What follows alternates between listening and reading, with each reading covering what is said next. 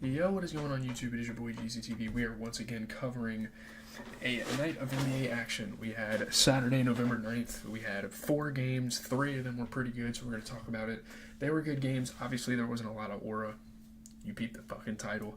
So, yeah, we're going to talk about the Jazz, Spurs, the Nets, Cavs, and then the Raptors, Clippers, and that is going to do it. And then I'm probably going to go edit some videos for a little bit before I go to bed.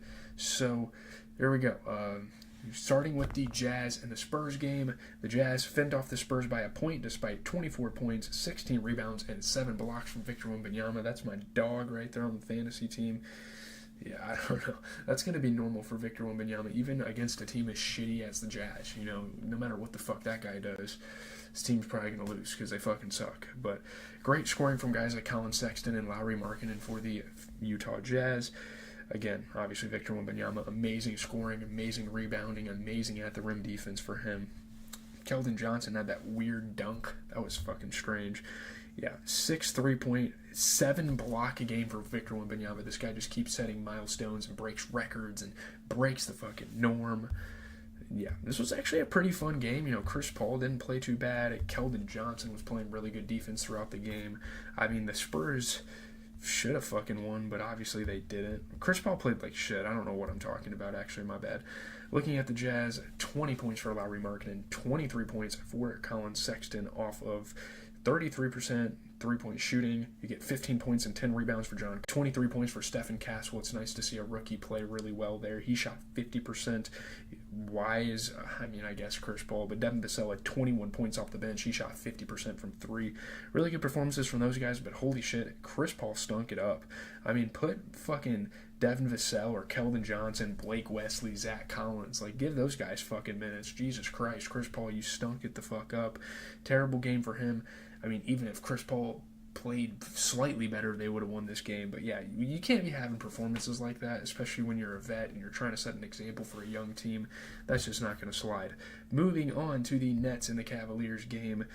Evan Mobley scores 23 points. The Cavaliers rally past the Nets by 5. They remain perfect at 11-0. I don't remember the last time I've seen a team start a year this strong. I think the Celtics might have done it once before.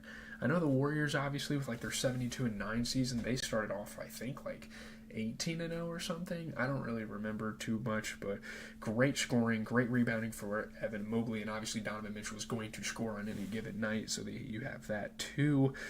Yeah, the 12th team in NBA history to start a team 11-0 through the NBA's, I don't even know, like 70 to 80 year history. Has happened 12 times, so that's pretty awesome. You know, Evan Mobley was throwing it down. Tough shots for him all game. Donovan Mitchell played great. Pretty solid game. I mean, Evan Mobley, again, just playing really well on both sides of the ball. Really the guy that has been helping the Cavs win. And obviously, there's other factors. Honestly, the Nets didn't play bad this game, and they've actually been playing really well this season. This is definitely a team that I'm pretty excited to watch, you know, throughout the year, because they have some guys. I mean, Cam Johnson, 23 points. You get 10 points, 10 rebounds for Nick Claxton off of 80% shooting. 22 points for Dennis Schroeder, who shot 50%. 22 points for Cam Thomas. It really does come down to their bench. You know, guys like Zaire Williams kind of they need to step up in their roles and kind of get it going there. But looking at the Cavaliers, this is a great team. There's nothing wrong with losing to them. 23 points, 16 rebounds for Evan Mobley. Made his only 3, went 10 for 11 from the field. Phenomenal stuff. 20 points for Darius Garland, who shot 40% from 3. 22 points for Donovan Mitchell. He shot 67% from 3, 4 for 6. It's really awesome to see that. Moving on to the Raptors and the Clippers, though, we're going to kind of close out our night. There's not a lot to talk about. Tomorrow there's a lot of games, so we can kind of give a preview of that here in a little bit. But Clippers, Raptors, James Harden and Norman Powell scored 24 points apiece. The Clippers hold off the Raptors. They win by 2. Great scoring and rebounding for James Harden, and obviously Norman Powell has been a huge scoring factor for the Clippers throughout the season. They've had a really good start. I mean, 6-4 is like, yeah, that's pretty good. But when you watch them play and they don't have Kawhi and everything stacked up against them, they've played some really good basketball to start the season. They barely hang on. 4th straight victory. Really fun to see. You know, Norman Powell getting through defense, hitting shots. You know, guys like James Harden, guys like R.J. Barrett had some nice highlights. Emmanuel quickly hit some shots this game for the Raptors. It was a fun one. It was a pretty dope game. 21 points for Emmanuel Quickly. You get 21 points for Ochai Agbaji. Again, it's really cool to see some young guys, especially guys that you watched in college and you remember their March Madness runs, go in the NBA and play well. That's kind of the beauty of the sport. 50% three-point shooting for Ochai Agbaji, though. I will say Jakob Poeltl, like, as much as I like him as a player and as much as like a really good traditional big man he has been for the Raptors for a minute now, I think he definitely could have played a little better on the scoring end. But it is what it is. And obviously they have guys like Davion Mitchell, guys like Chris Boucher off the bench that are kind of trying to clean up for him on the scoring end. But there you go.